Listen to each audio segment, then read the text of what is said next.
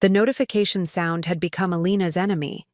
Each ping from her phone sent ice through her veins, a Pavlovian response she'd developed over the past 3 weeks since losing Emma. But this particular Wednesday morning, as rain drummed against her apartment windows in Portland, Oregon, the sound would trigger something far more devastating than grief. It would unleash a digital wildfire that would consume her family and reshape her understanding of love, loyalty, and the terrible power of truth. Preparing and narrating this type of story took us long efforts and hard work. So if you are enjoying the story, please consider subscribing to our channel. Alina Martinez sat curled in the corner of her sectional sofa, the same spot where she'd spent most days since the funeral, the gray throw blanket that had been Emma's favorite, soft as clouds, she used to say, was wrapped around Alina's shoulders like armor that protected nothing. Her phone lay face down on the coffee table next to a cold cup of chamomile tea, surrounded by sympathy cards she couldn't bring herself to open and wilted flowers from well-meaning neighbors. The apartment felt too quiet without Emma's laughter, echoing from the bedroom they'd shared for 2 years. At 28, Alina had thought she understood heartbreak. The end of her engagement to Marcus 3 years ago had felt like the world ending. But losing Emma, her 4-year-old daughter, to a rare heart condition had redefined pain entirely. It was a consuming darkness that made breathing feel optional and every sunrise feel like a betrayal. Her older sister Carmen lived just 40 minutes away in Beaverton, but might as well have been on another planet. Their mother, Rosa, had flown in from Phoenix for the funeral but left 2 days later, citing work obligations. The family group chat, Martinez family, had been mostly silent since then, save for the occasional check-in that felt more obligatory than caring. Alina's best friend Maya Chen knocked softly on the door, using the spare key Alina had given her years ago. Maya worked as a social media coordinator for a nonprofit downtown and had been Alina's lifeline these past weeks, bringing groceries, handling phone calls, and sitting in comfortable silence when words felt impossible. "Ali?" Maya's voice carried, the gentle tone she'd perfected over years of friendship. She appeared in the living room doorway, her black hair pulled back in a messy bun, wearing the same concerned expression she'd worn for weeks. "I brought soup from that Vietnamese place you love. And your mail." Maya set a brown paper bag on the kitchen counter and placed a small stack of envelopes beside it. The smell of faux broth, rich, comforting, familiar, should have been appealing, but everything still tasted like ash to Alina. She managed a weak smile that didn't reach her eyes. "Thank you," Alina whispered, her voice hoarse from disuse. "I don't know what I'd do without you." Maya settled onto the couch beside her, close, enough to offer comfort, but respecting the invisible boundary Alina had constructed around herself. "You don't have to thank me, Ali. This is what family does." The word family hung in the air, heavy with unspoken meaning. Because while Maya had shown up every day, Alina's actual family had been notably absent. Carmen had visited once since the funeral, staying for exactly 37 minutes, and spending most of that time on her phone dealing with some crisis at the marketing firm where she worked. Rosa called every few days, but the conversations always felt rushed, punctuated by the sound of her television in the background or comments about her book club plans. It was then that Alina's phone buzzed against the coffee table. Then again. And again. Maya glanced at the device. "Maybe you should check that. Could be important." Alina reached for the phone with the reluctance of someone expecting more condolences or bill collectors. The screen showed multiple notifications from the family group chat, something that had been quiet for days. Her heart gave a small, hopeful flutter. Maybe her family was finally ready to talk, to be present, to help her navigate this impossible grief. She opened the messages and felt the world tilt sideways. Carmen. Today, 11:23 a.m. So I've been looking at flights to Cancun for spring break. Found some amazing deals. Mom, can you swing the dates March 15, 22? Rosa, today, 11:24 a.m. Ooh, yes. I've been needing a vacation. Jerry's been so stressful at work. Carmen, today, 11:25 a.m. Perfect. I'll book for all of us. Going to be so nice. To finally relax and have some family time. Dave's parents can watch the kids. Rosa, today, 11:26 a.m. Can't wait. Should we do an all-inclusive resort? I found one with unlimited margaritas. Carmen, today, 11:27 a.m. Yes, booking now. This is exactly what we all need. Alina stared at the screen, reading and rereading. The messages. Her family was planning a vacation. A family vacation. 3 weeks after burying Emma.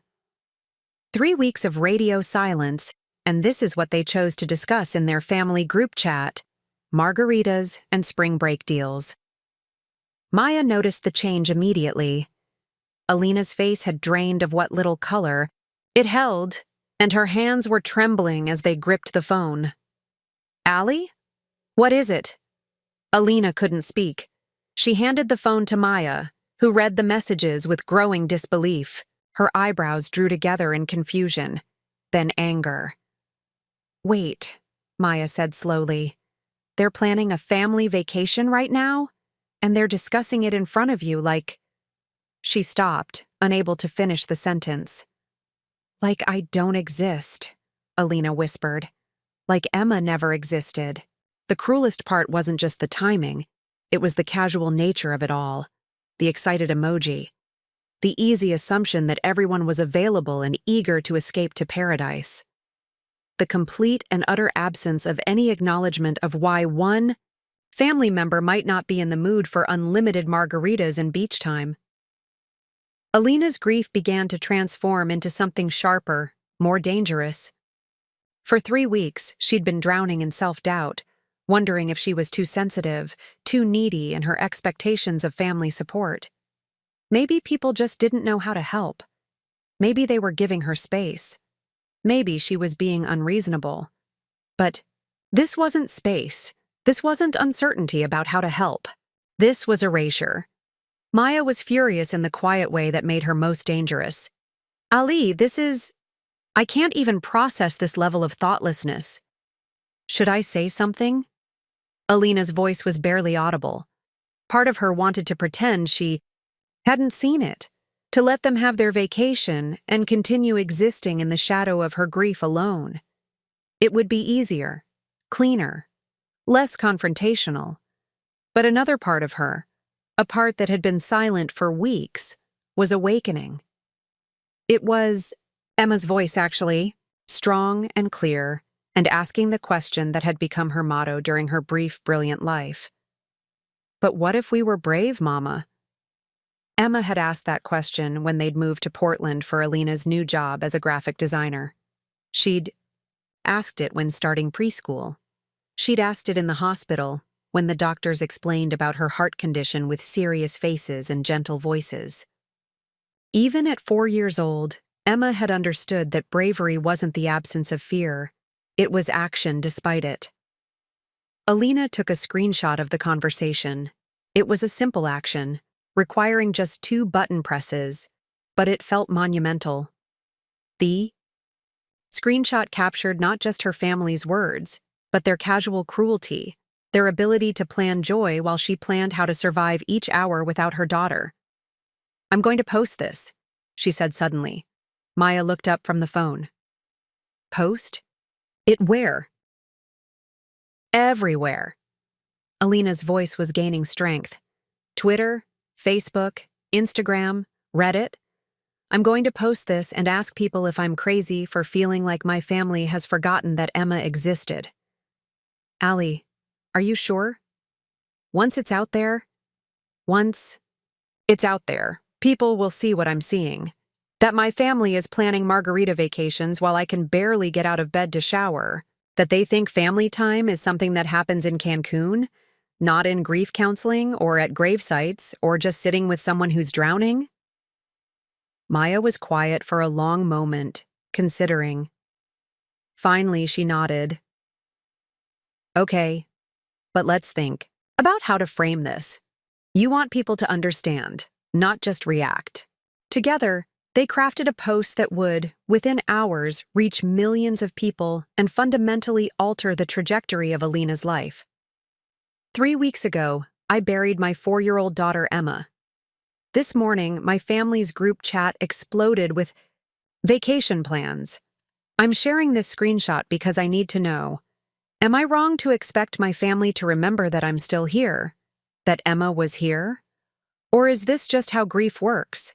Everyone else gets to move on while you're still learning. How to breathe. Grief the family. Emma remembered. The screenshot showed the vacation planning conversation in stark detail, time-stamped and undeniable. Alina hesitated for just a moment before hitting post across all her social media accounts. Within the first hour, her post had been shared 50 times. By evening, it had reached 100,000 people. By the next morning, it would be trending on 3 platforms and picked up by major news outlets. But none of that mattered in the moment.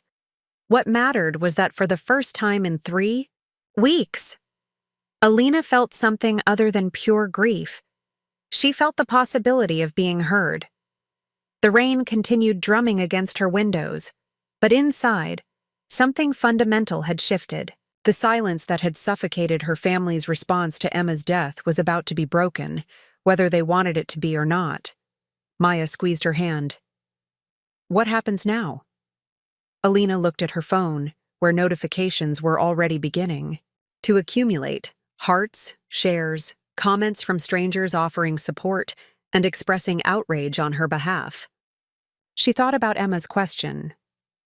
But what if we were brave, Mama? Now, Alina said, her voice steadier than it had been in weeks. We find out what happens when the truth goes viral. Before Emma's death had redefined her existence. Before, the viral post would reshape her relationships with everyone she loved.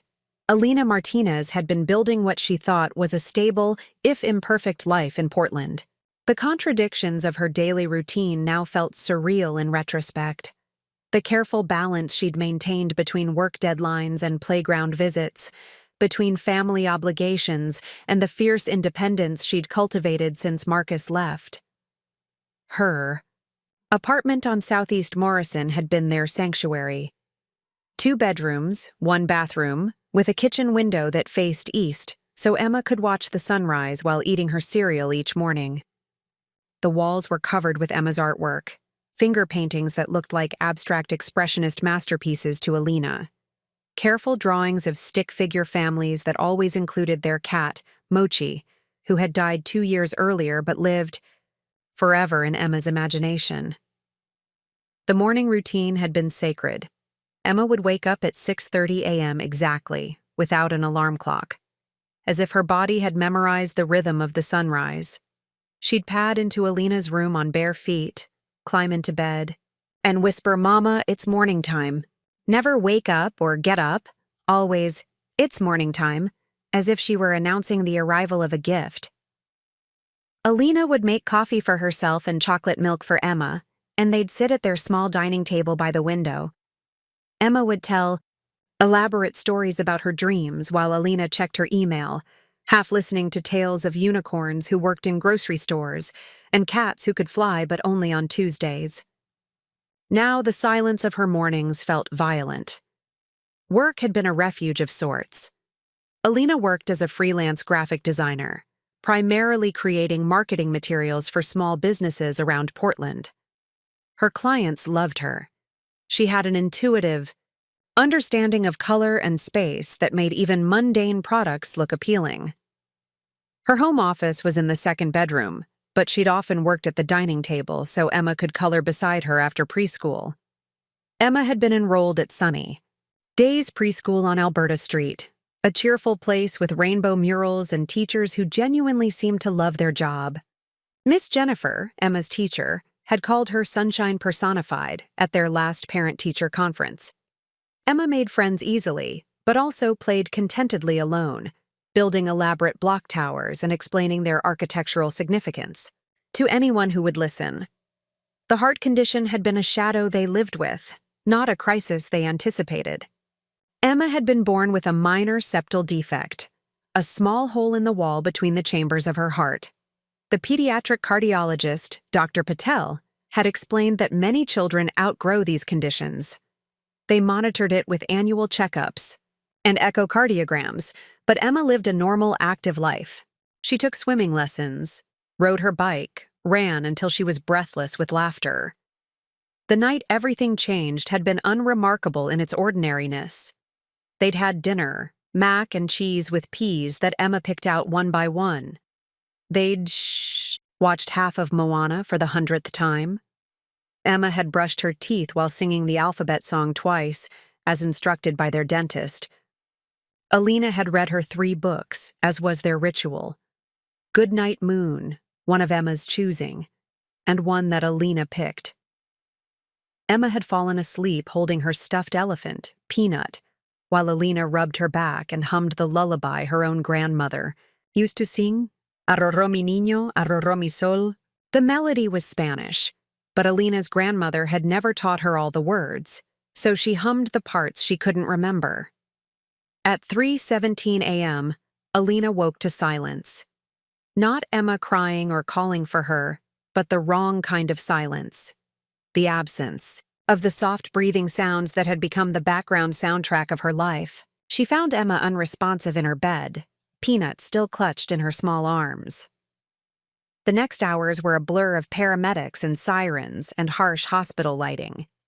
Dr. Patel explained later that sometimes these heart defects can suddenly become dangerous, that there often isn't warning, that they'd done everything they could. The septal defect had caused an arrhythmia that led to sudden cardiac arrest. 3 medical terms that added up to one incomprehensible reality. Emma was gone.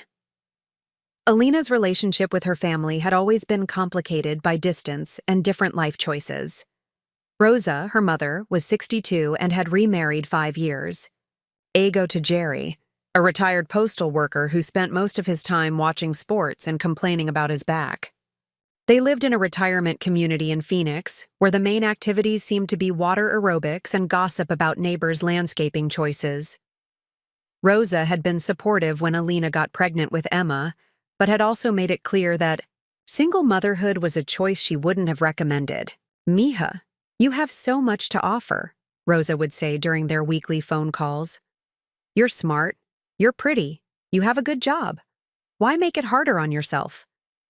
She'd loved Emma fiercely once she arrived, but had never quite understood Alina's fierce independence or her choice to stay single after Marcus left. Carmen, 3 years older, lived the life Rosa had envisioned for both her daughters. Married to Dave, a software engineer at Nike with 2 children, Jake, 7, and Sophie, 5, and a house in Beaverton with a 3-car garage and a swimming pool. Carmen worked in marketing for a mid-sized firm downtown, managing social media campaigns for clients she often complained about but seemed to enjoy impressing. The sisters had once been close. Growing up in Tucson, they'd shared a room and secrets and dreams of moving somewhere with real seasons. But somewhere along the way, maybe when Carmen got married, maybe when Alina moved to Portland, maybe when Emma was born, they'd drifted into a polite but distant relationship, maintained primarily through holiday gatherings and the family group chat. Carmen had never said anything directly critical about Alina's choices, but her advice often carried subtle judgments. Have you thought about online dating? She'd ask. Jake's teacher just met someone on Bumble. Or, Dave's company has great benefits if you ever want to consider a more traditional job. The subtext was always clear. Alina's life was admirable but incomplete, adventurous but ultimately unstable. The family dynamics had become more strained after Emma's diagnosis was confirmed. Not because anyone was unsupportive, but because Alina had become fiercely protective of their routine and Emma's sense of normalcy. She'd declined several family gatherings, choosing quiet weekends at home over loud dinners where Emma might feel overwhelmed or different. You're isolating yourself, Mija, Rosa had warned during one of their conversations. Emma needs to see family, She needs cousins and grandparents. But Emma had never seemed to lack for love or attention. Their life was small but rich. Maya had become like an aunt to Emma, bringing her art supplies and taking her to movies. Their neighbor, Mrs. Chen, an elderly woman who tended an elaborate garden, had adopted Emma as an honorary granddaughter, teaching her the names of flowers and letting her help water the tomatoes. Emma's preschool teacher, Miss Jennifer, had become a friend to Alina as well. She understood Emma's unique spirit, her tendency to narrate her activities out loud, her habit of organizing crayons by color temperature rather than hue, her ability to befriend any child who seemed lonely or scared. The other preschool parents had welcomed Alina into their casual community of coffee dates and birthday parties. She'd particularly connected with Sarah, another single mom whose son Tyler was in Emma's class. They'd often meet for dinner after picking up their kids, letting the children play while they shared the challenges and joys of parenting alone. Alina's freelance work had been thriving. She'd developed a specialty in branding for women-owned businesses, and her client base was growing through word-of-mouth referrals. She'd been considering renting a proper office space, maybe hiring an assistant. The future had looked bright and manageable. On weekends, she and Emma had developed their own traditions. Saturday mornings at the farmer's market, where Emma knew several vendors by name and had strong opinions about which apple varieties were superior. Sunday afternoons at Laurelhurst Park, where Emma would feed the ducks while Alina read on a bench nearby, half watching her daughter and half enjoying the luxury of adult literature. Emma had been learning to ride her bike without training wheels. They'd been practicing in the parking lot of their apartment complex, with Alina running alongside, one hand on the seat, encouraging Emma to trust her balance. "I've got you, baby girl," she'd call out. "I won't let you fall." The last bike riding session had been 2 days before Emma died. She'd managed to ride about 10 feet on her own before getting scared and putting her feet down. "Almost, Mama," she'd said, breathless with excitement and effort. "Almost ready."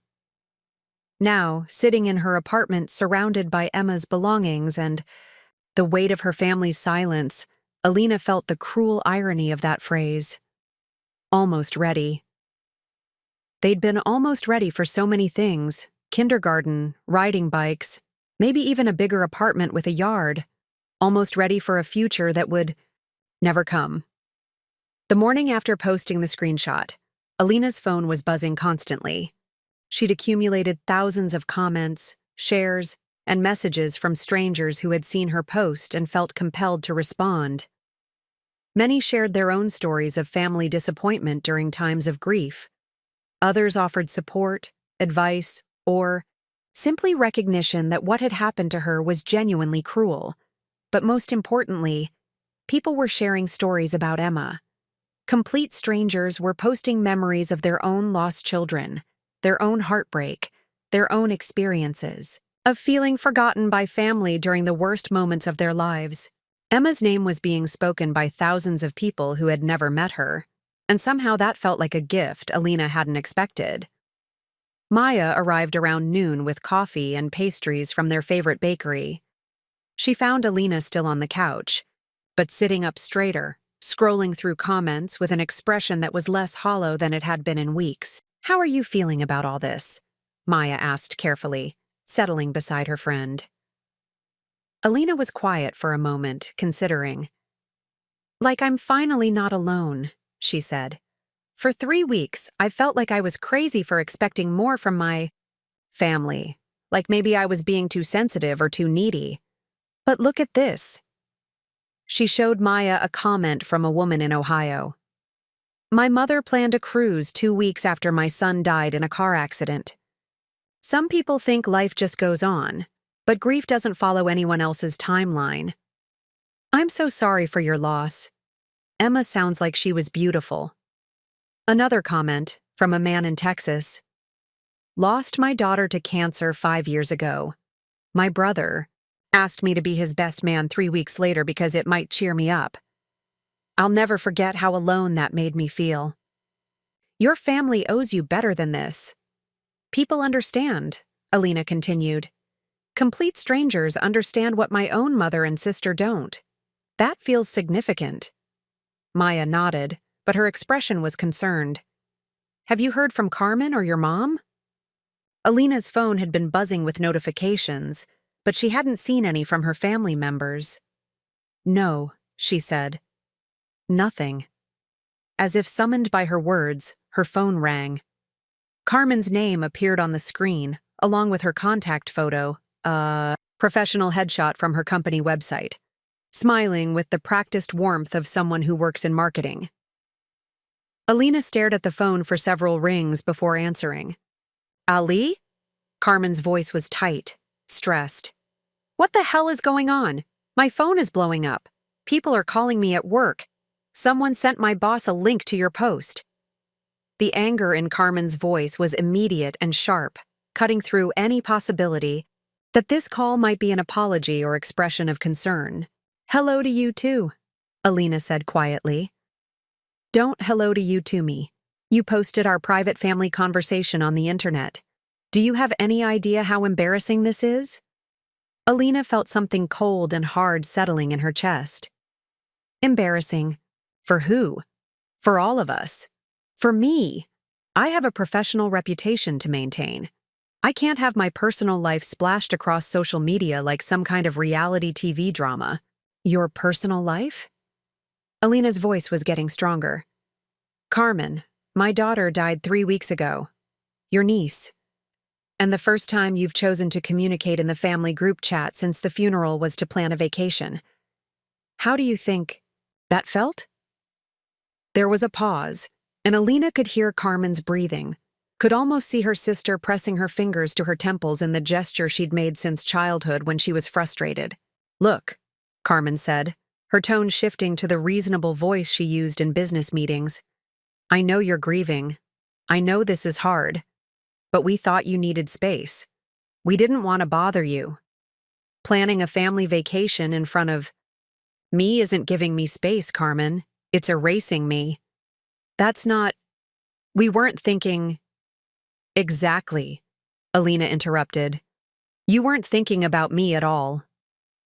The conversation continued for another few minutes, with Carmen alternating between defensive anger and attempts at reasonable explanation. She insisted they'd been trying to be sensitive, that they'd thought Alina might not be ready for family contact, that the vacation planning had just been poor timing.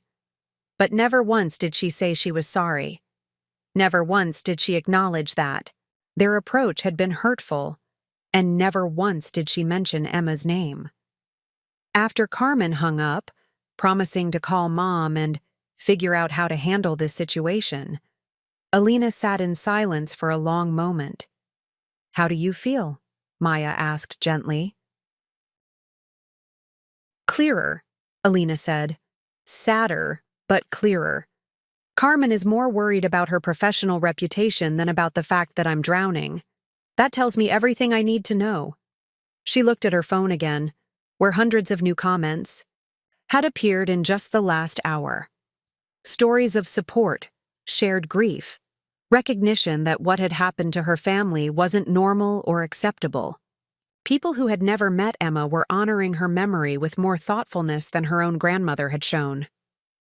Maybe, Alina said slowly, going viral isn't such a bad thing after all.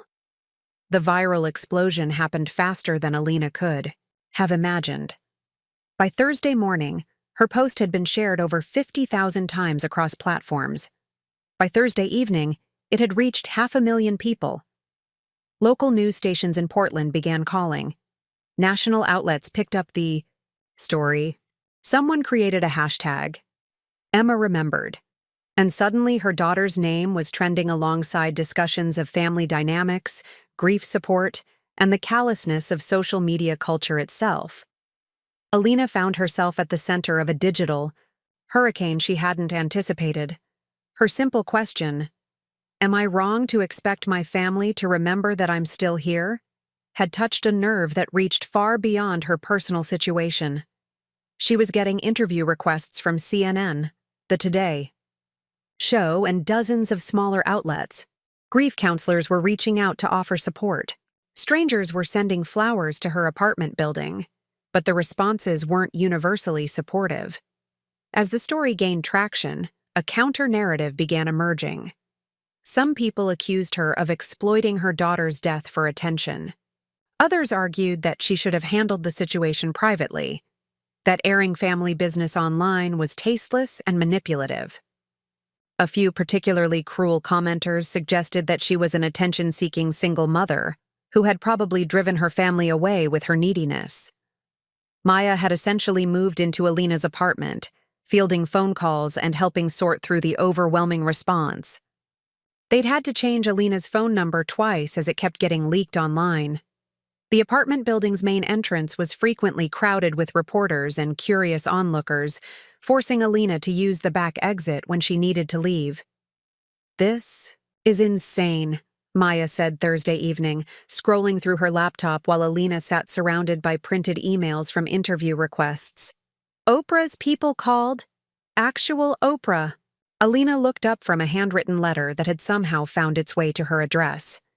A grandmother from Minnesota whose grandson had died in a farming accident, whose family had responded with similar dismissiveness.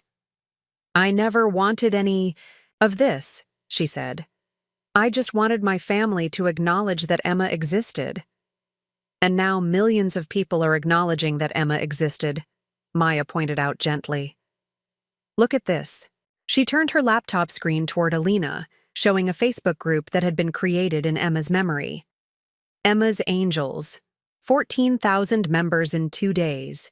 People are sharing photos of their own children, talking about grief, supporting each other. The group was remarkable.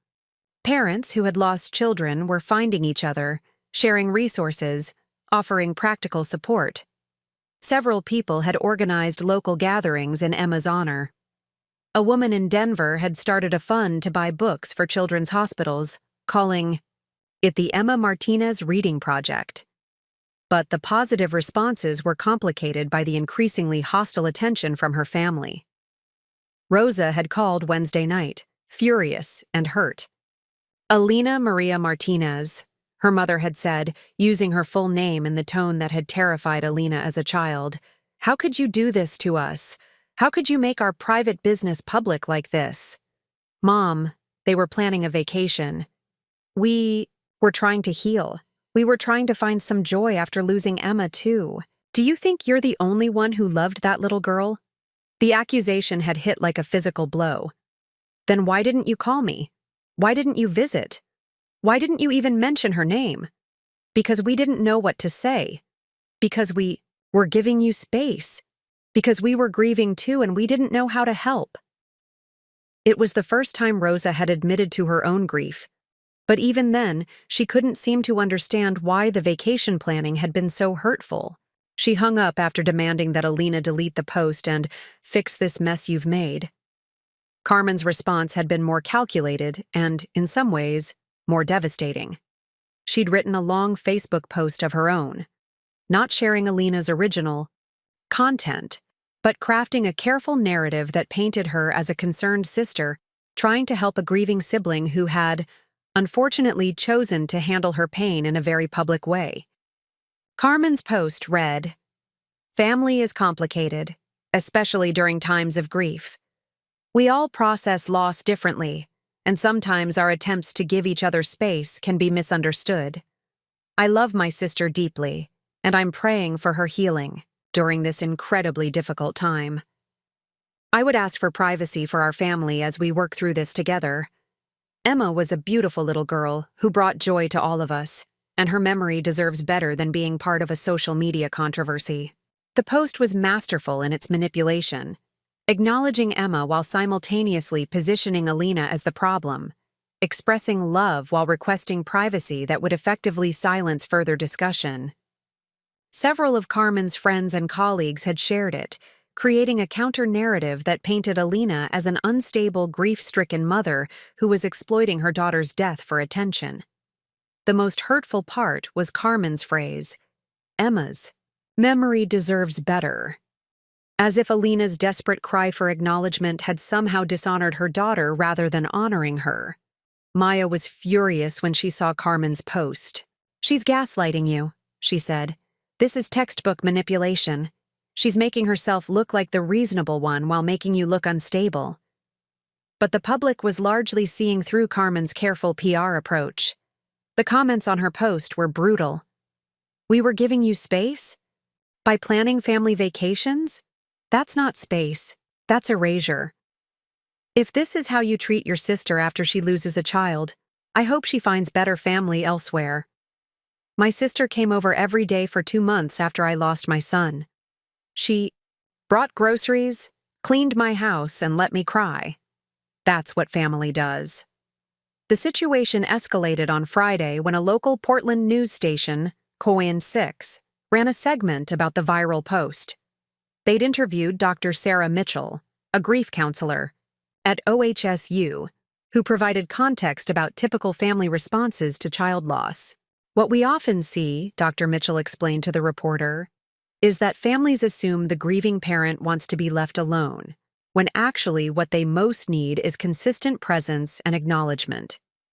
Planning celebratory events without including the grieving family member or discussing them in shared spaces where the grieving person can feel like a profound rejection during an already isolating time."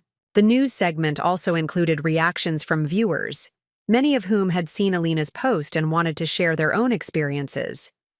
A Portland father whose teenage son had died in a motorcycle accident described his family planning a wedding 2 weeks after the funeral without asking if he felt ready to attend celebrations. A grandmother talked about relatives who stopped mentioning her granddaughter's name because they thought it would be too painful. "People think they're being kind by pretending the loss didn't happen," she said. "But what they're actually doing is pretending the child never existed. And that's the cruelest thing you can do to a grieving parent." The news coverage brought a new wave of attention, including some that made Alina deeply uncomfortable. A grief exploitation website had picked up her story, using Emma's photo without permission, and adding sensationalized headlines. Someone had created a fake GoFundMe account claiming to raise money for Emma's funeral expenses. Various conspiracy theorists were suggesting the whole thing was staged for attention.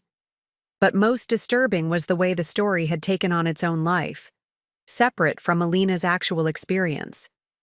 People were debating family dynamics and grief responses and social media ethics, using Emma's death as a case study rather than remembering that these were real people dealing with real loss. Alina found herself becoming a reluctant expert on grief and family dynamics, fielding interview requests where reporters asked her to comment on broader social trends rather than her specific situation. Everyone wanted to know what she thought about social media culture, about changing family structures, about the role of public shaming and accountability. "I don't know about any of that," she told a persistent reporter from a national lifestyle magazine. "I just know that my daughter died and my family planned a vacation. I know that strangers have been kinder to me than the people who are supposed to love me most. That's all I know." The reporter pressed for more commentary, wanting Alina to take positions on broader cultural issues, to become a spokesperson for certain approaches to grief or family conflict. But Alina had never wanted to be a public figure. She'd wanted her family to call her back. The attention was also attracting people with their own agendas. A family dynamics expert wanted to write a book about her experience. A documentary filmmaker was pitching a project about viral grief stories. Several grief support organizations were asking her to become a spokesperson. People seemed to think that going viral had somehow prepared her for public life, when all it had really done was make her personal pain into public entertainment. Maya was becoming increasingly protective, screening calls and managing the constant stream of requests. "You don't owe anyone anything," she reminded Alina repeatedly. "You shared your truth because you needed support. You didn't sign up to become a poster child for anything."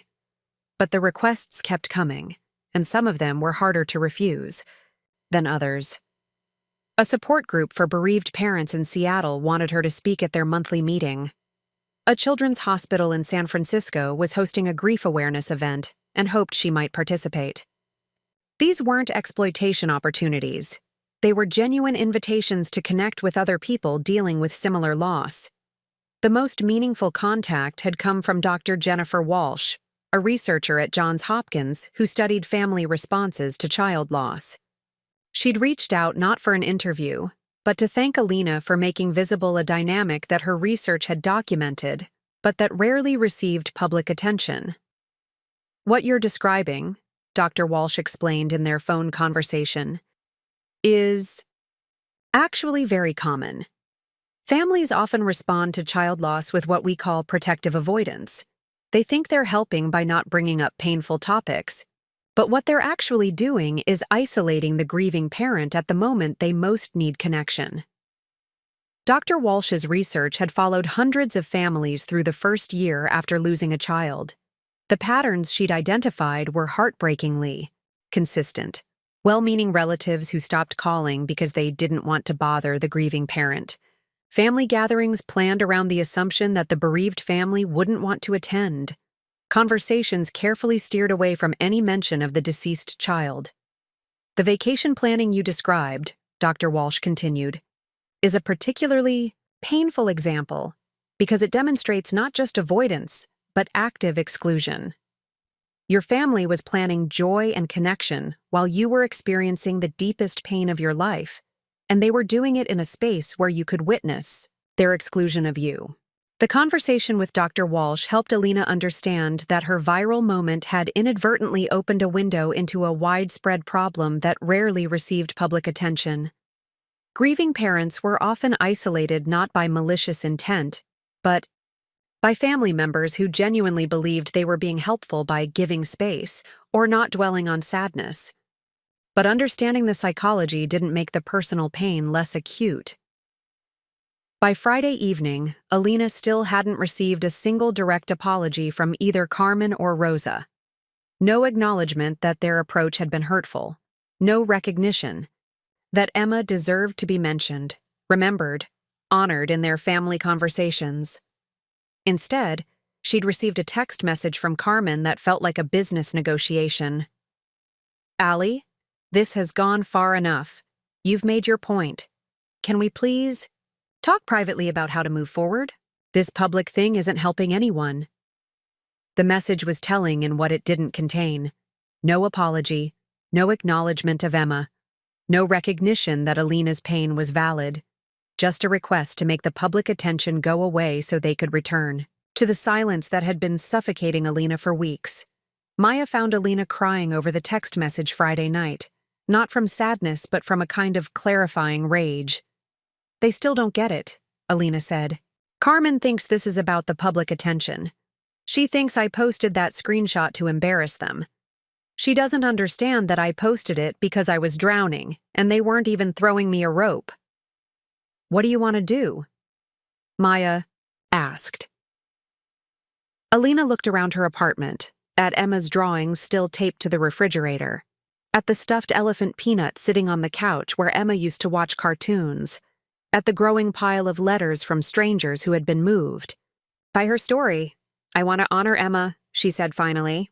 "All these people are sharing their stories because Emma's death gave them permission to talk about their own grief, their own family failures.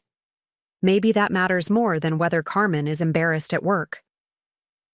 That night, Alina made a decision that would further transform her viral moment from a personal cry for help into something larger and more purposeful. She created a new post, not about her family this time, but about Emma herself. "Thank you to everyone who has shared their stories this week. Reading about your losses, your family struggles, your grief journeys has reminded me that Emma's life, brief as it was, has meaning beyond my personal pain. She was 4 years old, and she believed that bravery meant trying even when you were scared. She organized her crayons by color temperature. She wanted to be a veterinarian for elephants specifically. She made friends with every dog in our neighborhood and knew their names better than their owners' names. She asked, 'But what if we were brave, Mama?' when facing anything that seemed scary. I shared our family's group chat because I needed people to know that Emma existed, that her death mattered, that my grief deserved acknowledgement. What I didn't expect was for thousands of you to share your own stories of loss, of family disappointment, of feeling alone in your darkest moments. Emma would love knowing that her story helped other people feel less alone. She always wanted to help. To the families reading this who have lost children, your child's name deserves to be spoken. Your grief deserves support, not avoidance. You are not too much for needing acknowledgement and presence. To the families reading this who have loved ones in grief, call them. Say the child's name. Ask about their hardest moments and their best memories. Show up, even when it's awkward. Especially when it's awkward. Emma Martinez lived for 4 years, 3 months, and 12 days.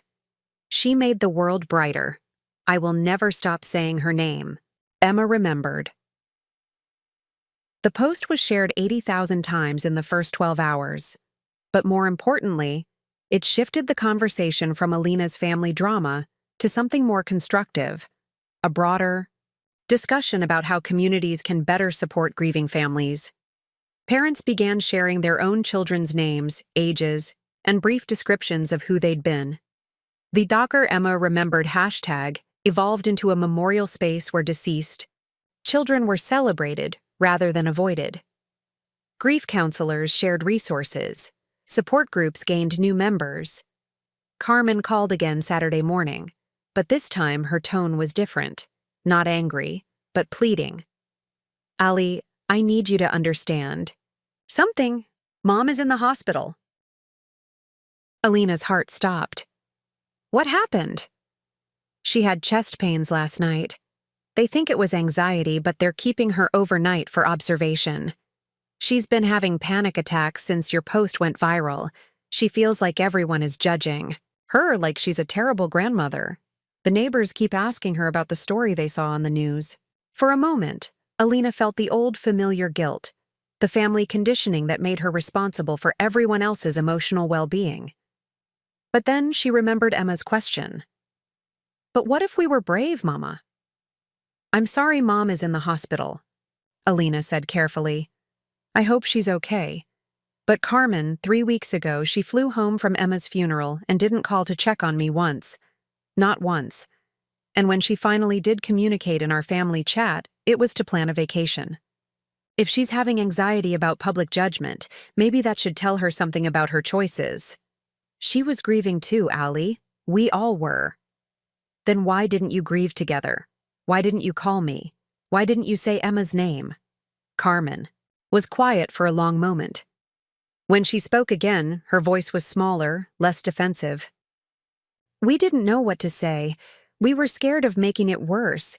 We thought if we brought up Emma, you'd fall apart more. Carmen, Alina said gently, I was already falling apart. I needed you to fall apart with me. It was the first honest conversation they'd had since Emma's death, and it opened something neither sister had expected. Carmen began to cry, not the frustrated tears of someone dealing with a public relations crisis, but the deep, raw grief of someone who had also lost a child. She loved. I miss her too, Carmen whispered.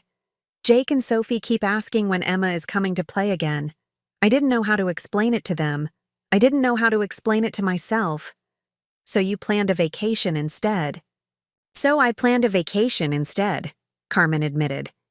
Because I thought if we could just get away, if we could just focus on something happy, maybe it would hurt less. I thought if we didn't talk about it, maybe it wouldn't be real. Alina recognized the bargaining stage of grief in her sister's words, the magical thinking that suggested pain could be managed through avoidance, that love could be honored through silence.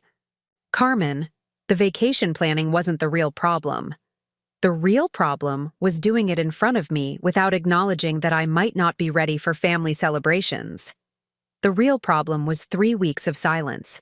The real problem was acting like Emma never existed. They talked for 2 more hours, the longest conversation they'd had in years. Carmen finally said the words that Alina had needed to hear. I'm sorry. We handled this terribly. We hurt you when you most needed support. I'm so sorry. But even as they began to repair their relationship, Alina realized that the viral moment had changed something fundamental in her understanding of family, support, and her own strength. The thousands of strangers who had rallied around Emma's memory had shown her what love in crisis could look like. The bereaved parents who had shared their stories had created a community of understanding that her biological family had failed to provide. "I forgive you," she told Carmen, "but I need you to understand that this experience has taught me something important. Family isn't just about blood. It's about showing up. And this week, thousands of strangers showed up for Emma, and for me in ways that you and Mom didn't." Carmen was quiet, absorbing the weight of that truth. "Can we try to do better?" she asked finally. "Yes," Alina said. "But it has to be real, Carmen. Emma's name has to be part of our conversations. Her death has to be acknowledged as something that changed all of us. And my grief has to be supported, not managed or avoided." By Sunday, the viral storm was beginning to calm, but its effects were lasting. Alina had received over 10,000 personal messages from people sharing their own stories of loss and family disappointment. Grief support organizations reported increased attendance at their meetings. Several families had publicly committed to changing how they approach loved ones in crisis. The Alina Martinez Reading Project had raised $50,000 for children's hospital libraries. The Emma's Angels Facebook group had organized local support meetings in 37 cities. An elementary school in Emma's memory was being planned in Portland, but perhaps most importantly, conversations were happening in thousands of families, where Emma's story had prompted discussions about grief, support, and the importance of saying the names of those who have died. Alina's viral moment had begun with a desperate question. Am I wrong to expect my family to remember that I'm still here? The answer, delivered by a global community of people who understood loss, had been a resounding no. She wasn't wrong. Emma's life mattered. Her grief deserved acknowledgement. Her family could and should do better. The screenshot that had started as a cry for help had become a catalyst for broader change, touching conversations in living rooms and support groups and hospital chaplain offices around the world. Emma's brief life was creating ripples of compassion and connection that would extend far beyond the family group chat where her existence had been so carelessly ignored. The transformation from viral victim to reluctant advocate happened gradually, then all at once. By the second week after her post exploded across the internet, Alina found herself in a position she'd never sought, being the public face of what grief experts were calling family accountability in crisis. The phrase made her uncomfortable. It sounded too clinical, too removed from the raw reality of missing Emma's laugh or the way she used to hum while coloring. Dr. Jennifer Walsh from Johns Hopkins had flown to Portland to meet Alina in person, bringing with her preliminary findings from a research survey that had been distributed through the Emma Remembered hashtag. Over 15,000 people had responded, sharing their experiences of family support or abandonment during major losses. They met at a quiet coffee shop in southeast Portland, far from the downtown areas where reporters still occasionally lingered hoping for updates to the story. Dr. Walsh was younger than Alina had expected, probably in her early 40s, with graying hair and the kind of gentle intensity that made people want to share their deepest fears. "What your post did," Dr. Walsh explained, spreading survey printouts across their small table, "was give people permission to name something that's been happening in families for generations, but rarely gets discussed openly. Look at these numbers." The moi statistics were staggering. 67% of respondents reported feeling abandoned by family members during their most difficult times. 43% said relatives had planned celebrations or gatherings without considering the respondents' emotional state. 38% reported that family members actively avoided mentioning deceased loved ones, thinking they were being helpful. But here's what's interesting, Dr. Walsh continued, pointing to another section of data. When we asked the family members themselves, and we got responses from over 3,000 relatives of grieving people, most of them genuinely believed they were being supportive. They thought giving space meant not calling. They thought avoiding painful topics meant being considerate. They thought planning normal activities meant helping restore normalcy. Alina stared at the papers, seeing her own experience reflected in thousands of other stories. So it's not malicious, it's just ignorant? Usually, yes, which is both better and worse than intentional cruelty. Better because it means people can learn different approaches. Worse because it means the harm is happening with good intentions, which makes it harder for grieving people to advocate for what they actually need. Dr. Walsh shared some of the written responses that had particularly moved her. A father in Michigan whose family had planned his deceased daughter's birthday party without him, thinking it would be too hard for him to attend, not realizing that being excluded from honoring his daughter was infinitely harder than being included in the grief. A mother in Florida whose in-laws had removed all photos of her deceased son from their house before she visited, thinking seeing the pictures would upset her, not understanding that the absence of his image felt like a second death. The pattern is always the same, Dr. Walsh explained. Families avoid the topic to protect the grieving person, but what they're actually doing is protecting themselves from the discomfort of witnessing grief. Then the grieving person feels isolated and crazy for needing acknowledgement. Alina found herself nodding at every story. That's exactly what happened with Carmen and my mom. They thought they were giving me space, but what they were actually doing was creating a void where Emma should have been remembered. And then your post forced them to confront the gap between their intentions and their impact, Dr. Walsh observed. How are things with them now? The reconciliation with her family had been complicated and ongoing. After Carmen's breakdown on the phone and Rosa's hospitalization for anxiety, both women had begun to understand how their approach had compounded Alina's grief rather than supporting it. But understanding and changing behavior were different challenges. Rosa had called from the hospital, her voice weak and shaky but determined. "Mija," she'd said, "I need to tell you about Emma. I need to tell you that she was the light of my life, that I loved watching her play with my neighbor's dog when you visited, that she made me laugh even when my arthritis was bad. I need to tell you that losing her broke my heart too." It was the first time Rosa had spoken Emma's name since the funeral, and hearing it in her grandmother's voice had made Alina sob with relief and grief combined. They'd talked for an hour, Rosa sharing memories of Emma that Alina had never heard, describing moments from their visits when Emma had charmed the entire retirement community with her questions about why old people lived together and whether they had sleepovers like kids did. "I didn't know how to talk to you about losing her," Rosa had admitted. "When your father died, people avoided me for months. They crossed the street so they wouldn't have to mention him.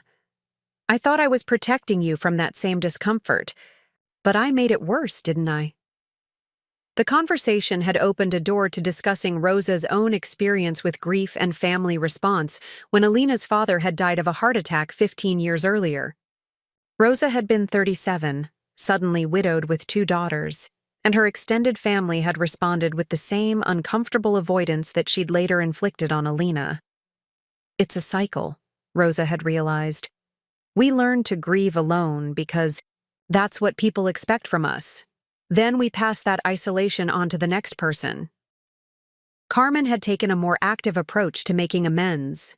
She'd driven to Portland the day after their long phone conversation, arriving with photo albums full of pictures of Emma that Alina had never seen, images from family gatherings, holidays, birthday parties where Emma had charmed her cousins, and played with a joy that seemed to radiate from the photographs.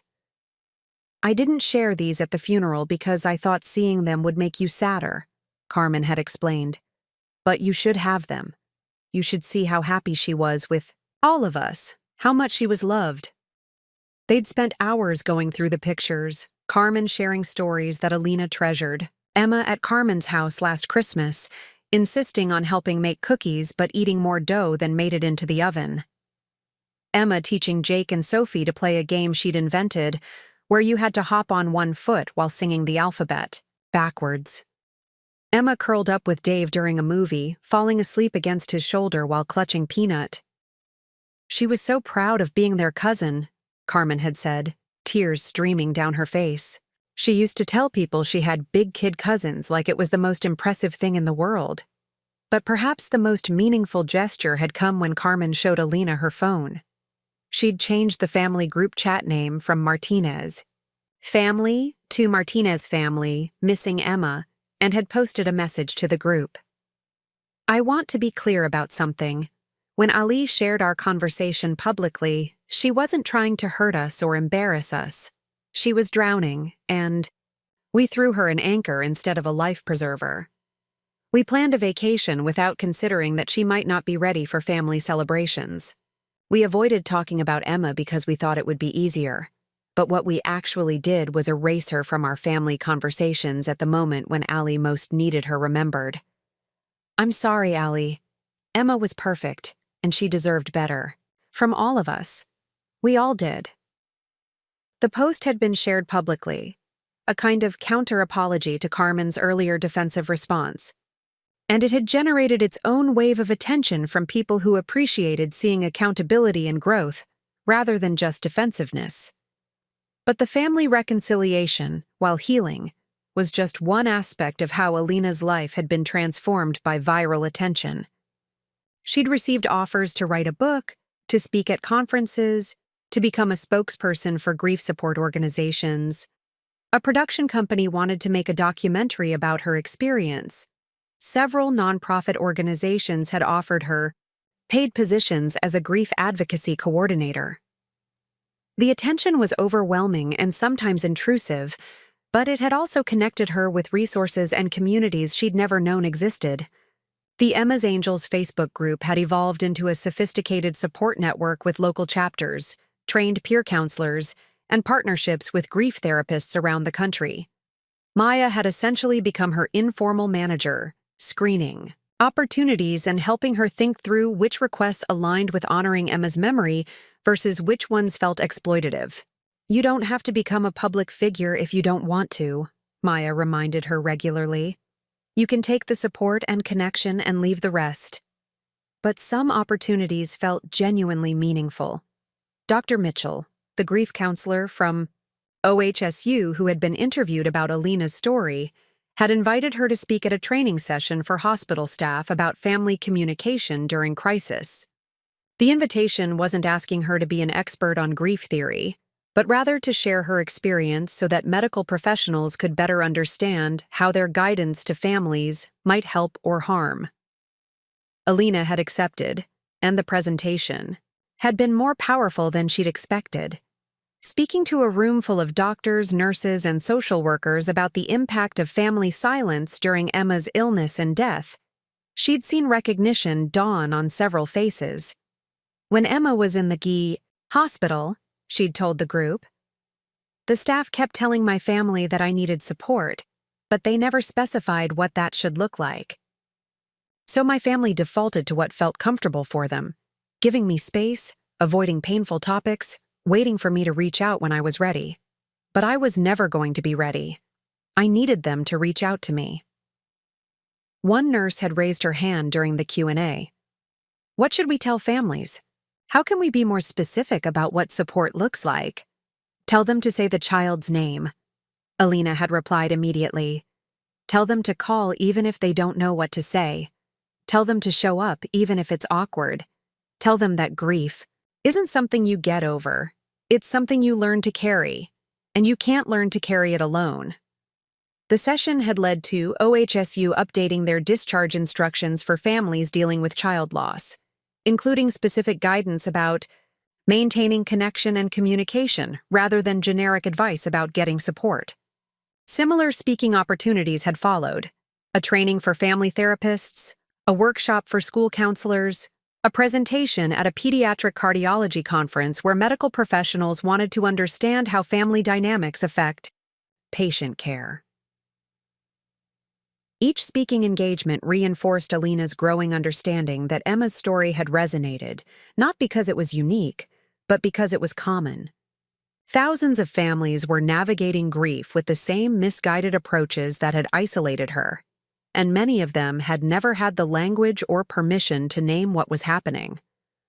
The viral attention had also attracted people who had known Emma, creating connections that Alina treasured. Miss Jennifer from Emma's preschool had reached out, sharing a video she'd taken of Emma explaining the proper way to feed goldfish, very small pieces thrown gently, while singing to them so. They knew you were friendly. Several parents from Emma's class had sent cards sharing memories of how Emma had welcomed their children or helped them feel less scared on difficult days.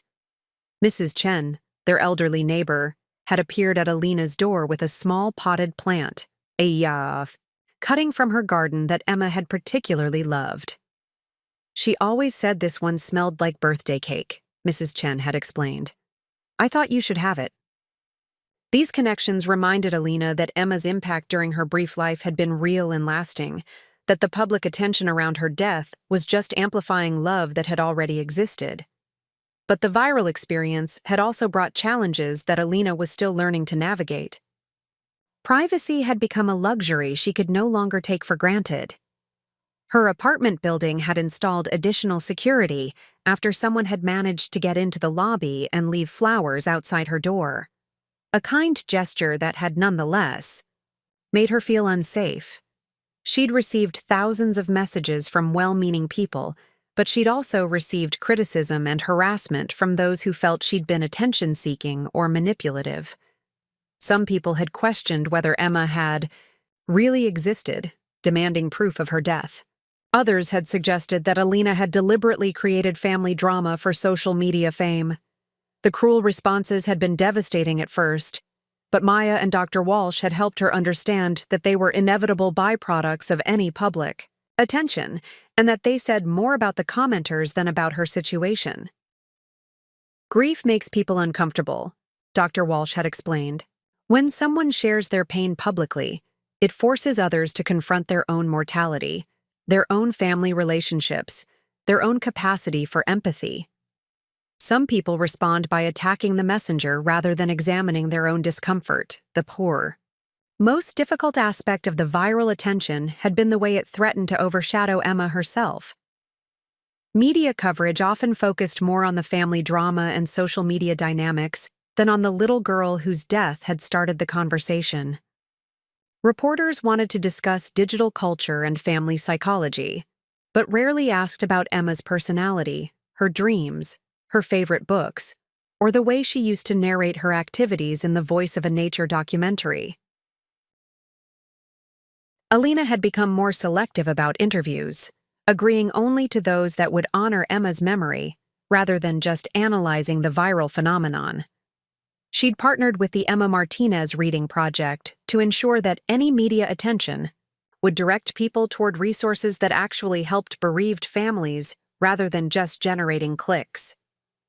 3 weeks after the viral explosion began, Alina received an unexpected phone call that would reshape her understanding of the entire experience. The caller identified herself as Maria Santos, calling from Phoenix.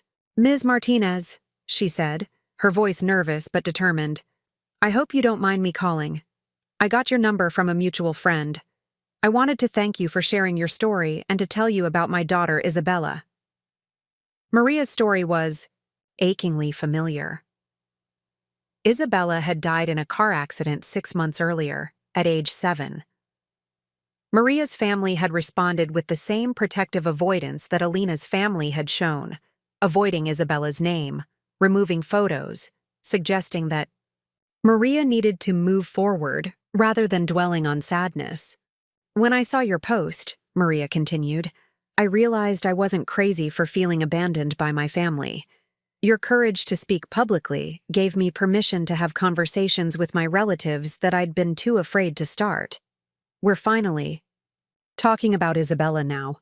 Her name is finally being said again."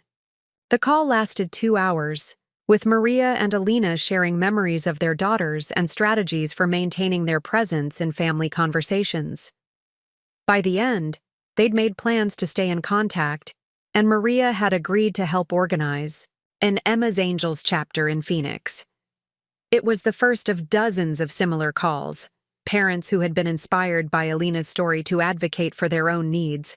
Families who had changed their approach to supporting grieving relatives. Grief counselors who had modified their practice based on the conversations Emma's story had generated. Each connection reinforced Alina's growing understanding that going viral, while traumatic and overwhelming, had created opportunities for healing and change that extended far beyond her personal situation. Emma's brief life was generating conversations about love, support, and the importance of saying names that might never have happened otherwise. The reconciliation with Carmen and Rosa was ongoing, requiring continuous effort and intentional change, but it was real progress built on genuine understanding rather than surface-level peace. They spoke Emma's name regularly now. They included Alina in family plans with genuine consideration for her emotional state. They shared memories and allowed grief to be part of their conversations, rather than something to be managed or avoided. But perhaps most importantly, they had learned to sit with discomfort. The discomfort of witnessing grief, of acknowledging loss, of loving someone who was gone. They had stopped trying to fix Alina's pain and had started trying to honor it. As the viral attention began to fade and normal life slowly resumed, Alina found herself changed in ways she was still discovering. She was stronger, but also more aware of her vulnerabilities. She was more connected to a broader community of people who understood loss, but also more protective of her privacy and Emma's memory. The screenshot that had started everything, her family's casual vacation planning in the shadow of Emma's death, had become a catalyst for conversations happening in living rooms, therapists' offices, hospital bereavement programs, and support groups around the world. Emma's question, "But what if we were brave, Mama?" had been answered in ways that neither of them could have imagined. Alina had been brave enough to name her truth. Thousands of others had been brave enough to share theirs. Families were learning to be brave enough to show up for each other in crisis. The viral storm was passing, but its effects would ripple forward for years to come, changing how countless families approached grief, support, and the sacred responsibility of remembering those we've lost. 6 months after the viral post that changed everything, Alina stood before a room full of medical professionals at Seattle Children's Hospital, holding a photograph of Emma wearing her favorite purple dress and the crooked smile that had charmed everyone she met. The hospital had invited her to speak at their quarterly grief support training, but this wasn't the same woman who had posted a desperate screenshot from her couch in Portland. This Alina had found her voice, her purpose, and a way to transform her loss into something that honored Emma's brief but brilliant life. Emma Martinez lived for 4 years, 3 months, and 12 days, she began, the same way she started every speaking engagement now. She wanted to be a veterinarian for elephants specifically, because she thought they were sad and needed extra love. She organized crayons by color temperature instead of hue. She made friends with every dog in our neighborhood and knew their names better than their owners' names. And when she was scared of something, she used to ask me, "But what if we were brave, Mama?" The room was completely silent. 60 medical professionals focused entirely on her words. 6 months of speaking engagements had taught Alina that starting with Emma, her personality, her dreams, her particular way of seeing the world, was the most powerful way to help people understand that grief support wasn't about managing abstract sadness, but about honoring the absence of a specific irreplaceable person. The day my family planned a vacation in our group chat, 3 weeks after Emma's funeral, she continued, I wasn't just upset about the timing. I was devastated because they were planning joy without acknowledging that the source of my joy was gone. They were creating family memories without considering that our family had fundamentally changed. Dr. Sarah Kim, the hospital's head of pediatric psychology, had introduced Alina by explaining how her viral story had influenced changes in their own bereavement protocols. They now provided families with specific guidance about maintaining Connection with grieving relatives, including scripts for difficult conversations and resources about the importance of continuing to speak deceased children's names. What we learned from Mrs. Martinez's experience, Dr. Kim had said, is that our previous discharge instructions were too vague. We told families to be supportive without defining what that meant. Now we're specific. Call regularly, say the child's name, share memories, ask about both good and difficult days, and include the grieving family in plans while giving them permission to decline. The changes at Seattle Children's were part of a broader transformation that had followed. Emma's story across multiple institutions.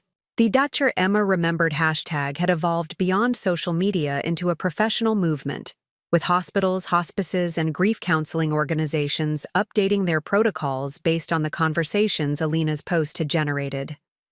Dr. Jennifer Walsh had continued her research, now with funding from 3 major foundations who had been moved by the initial survey results.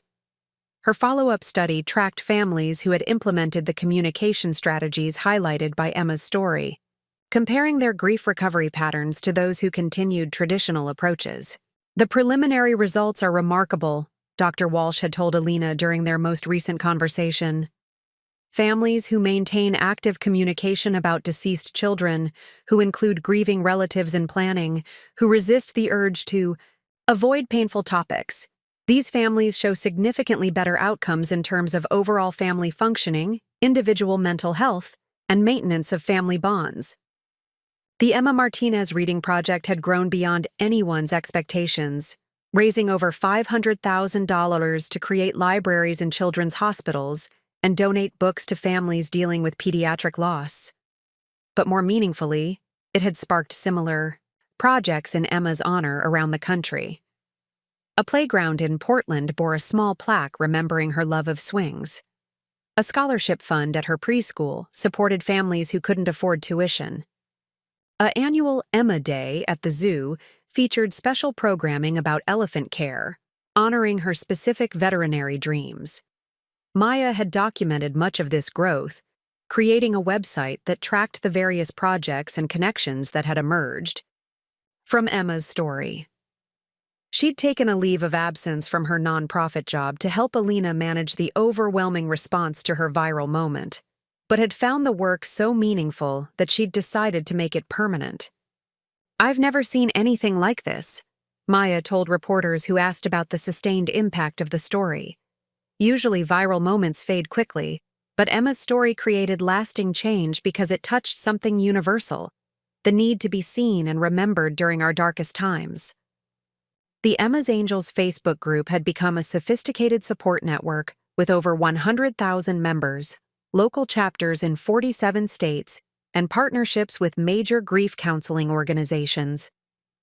What had started as a simple memorial space had evolved into a comprehensive resource for bereaved families, offering everything from meal delivery coordination to help with funeral arrangements to long-term emotional support. Sarah Williams, a group administrator whose teenage son had died in a skateboarding accident, had told Alina during one of their regular video calls, "Emma's story gave us permission to ask for what we needed instead of accepting what people thought we should want. That's revolutionary for grieving families." The group had developed resources that were being used by professional counselors, including guides for family members about how to support grieving relatives, scripts for difficult conversations, and frameworks for including deceased children in ongoing family traditions. One of the most powerful developments had been the creation of Emma's Questions, a set of prompts inspired by Emma's "But what if we were brave?" philosophy that helped families navigate difficult decisions during grief. The questions included, what would love look like in this situation? How can we honor both our pain and our connection? What if we chose presence over comfort? And how can we be brave together? These questions were being used in family therapy sessions, support groups, and informal conversations between relatives trying to navigate loss together. Several hospitals had incorporated them into their bereavement counseling protocols. But perhaps the most meaningful change had been in Alina's relationship with her own family. Carmen and Rosa hadn't just apologized for their initial response to Emma's death.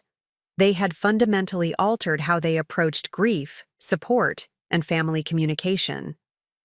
Carmen had become one of the most active supporters of the Emma's Angels Network, using her marketing skills to help organize events and coordinate resources. She'd also changed her approach to her own children's understanding of loss and family support. "I realized," Carmen told Alina during one of their weekly phone calls, "that Jake and Sophie were learning from watching how we handled Emma's death. If we avoided talking about her, they would learn that people we lose become unspeakable. If we excluded you from family activities, they would learn that grief makes people disposable. I didn't want them to carry those lessons forward." Carmen had created a photo album specifically about Emma for Jake and Sophie, helping them understand that their cousin's death was sad, but that her life had been beautiful and worth remembering. She'd encouraged them to write letters to Emma, to include her in their prayers, to ask questions about what she'd been like. The children's responses had been more natural and healing than any adult reaction Alina had experienced. Sophie, now 6, regularly announced at family dinners that she wished Emma could try whatever they were eating because she would think it was yummy. Jake had insisted on saving one of Emma's favorite books to read to his future children, so Emma can still be their cousin too. Rosa had made equally significant changes, though her transformation had been more gradual. She'd started calling Alina twice a week, not with advice or suggestions, but just to listen. She'd learned to sit with difficult emotions instead of trying to fix them, and had begun sharing her own grief about losing Emma instead of focusing only on Alina's pain. "I'm learning to be a better grandmother to a granddaughter who's gone," Rosa had told Alina. "I talk to Emma when I'm gardening, because she always loved helping me plant flowers. I tell her about the hummingbirds at my feeder, because she thought they looked like flying jewels.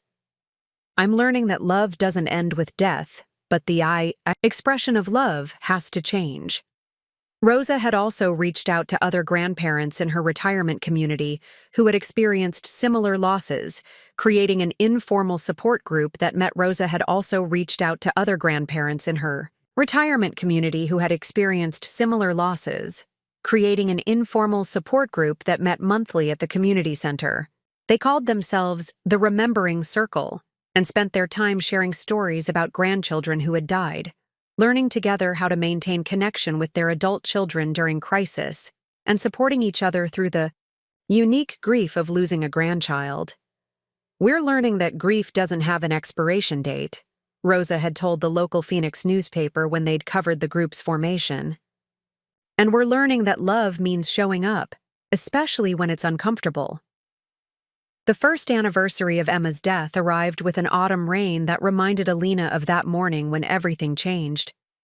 But this time, her phone rang not with vacation plans, but with Carmen calling to ask if she wanted company for the day. Rosa had flown in from Phoenix, not for obligation, but for connection. Maya had taken the day off work. The Emma's Angels community had organized remembrance events in dozens of cities. They gathered at Emma's grave, but also at Laurelhurst Park, where she'd loved to feed ducks, and at the Children's Hospital where the first Emma Martinez reading library had been dedicated. Alina read from one of Emma's favorite books while Carmen and Rosa listened, not trying to fix or manage her grief, but simply bearing witness to it. "I think Emma would be amazed by all of this," Carmen said as they walked through the park, watching other children play on the swings Emma had loved. "She always wanted to help people feel less scared. Look what she's done." It was true. Emma's 4 years, 3 months, and 12 days of life had generated years of connection, healing, and changed practices around grief support. Her question, "But what if we were brave, Mama?" had become a rallying cry for thousands of families, learning to face loss together rather than in isolation. That evening, Alina updated Emma's memorial post one final time. 1 year ago today, Emma Martinez died, and 3 weeks later, My family's response to her death went viral in the worst and best way possible. Today, I want to tell you what Emma's bravery has created. Hospitals that teach families how to support grieving relatives, support groups in 47 states, reading libraries in children's hospitals, and thousands of conversations where people are finally brave enough to say the names of those they've lost. But most importantly, Emma's story taught us that grief shared is grief lightened, that isolation serves no one, and that the highest honor we can give to those we've lost is to keep saying their names, keep telling their stories, and keep choosing connection over comfort. Emma Martinez wanted to be a veterinarian for elephants. She organized crayons by warmth instead of color. She made friends with every dog in our neighborhood. She asked, "But what if we were brave, Mama?" And because of her courage, thousands of families are learning to be brave together.